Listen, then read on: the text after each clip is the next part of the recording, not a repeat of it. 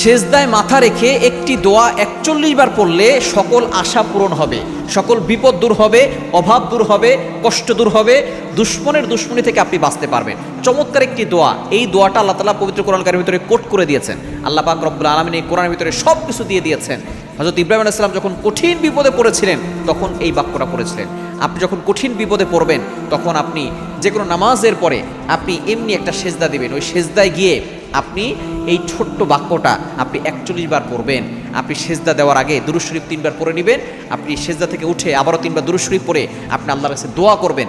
41 বার ছোট্ট একটা বাক্য, যে বাক্যটা ইব্রাহিম আলাইহিস সালাম কঠিন বিপদে যখন পড়েছেন, নমরুদ যখন হযরত ইব্রাহিম আলাইহিস সালামকে আগুনে নিক্ষেপ করেছিল, তখন তিনি আল্লাহর কাছে একটি বাক্য পড়েছিলেন, যে বাক্যের মাধ্যমে আল্লাহ পাক রব্বুল আলামিন বলছেন, কুলনা ইয়া নারু কুনি বারদাও ওয়া সালামান আলা ইব্রাহিম, হে আগুন আমার ইব্রাহিমের জন্য শীতলময় ঠান্ডা হয়ে যাও। আগুন মানুষকে জ্বালিয়ে দেয়, পুড়িয়ে দেয়, ছারখার করে দেয়, ইব্রাহিম আলাইহিস সালামের একটা পশমও সে জ্বালাতে পারে না। সুতরাং সেই বাক্যটা কি?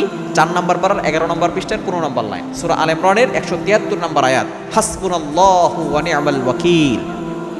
হাসবুনাল্লাহু ওয়া নি'মাল ওয়াকিল, আমার আল্লাহ আমার জন্য যথেষ্ট। এই ছোট্ট বাক্যটা যদি আপনি 41 বার সেজদায় মাথা রেখে পড়তে পারেন, কারণ যখন আমরা সেজদা দেই মনে করি আমরা আমাদের কপালটা টাইলসে লাগাচ্ছি অথবা আমরা কার্পেটে লাগাচ্ছি। নো, হাদিসের ভিতরে এসেছে আকরাবু মা ইয়াকুনুল আবদু হুয়া সাজিদ, যখন কোনো বান্দা সেজদা করে তখন তার কপালটা আল্লাহর কুদরতি পায়ে ঠেকিয়ে দেয়। সুতরাং সেজদা করে আপনি আল্লাহর কাছে এই হাসবুনাল্লাহু ওয়া নি'মাল ওয়াকিল 41 বার পড়ে এরপর আপনি আল্লাহর কাছে দোয়া করবেন। দেখবেন আল্লাহ তাআলা আপনার সকল আশা পূরণ করবেন, বিপদ দূর করবেন, কষ্ট দূর করবেন, সকল বালা মুসিবত থেকে আল্লাহ আপনাকে হেফাজত করবেন।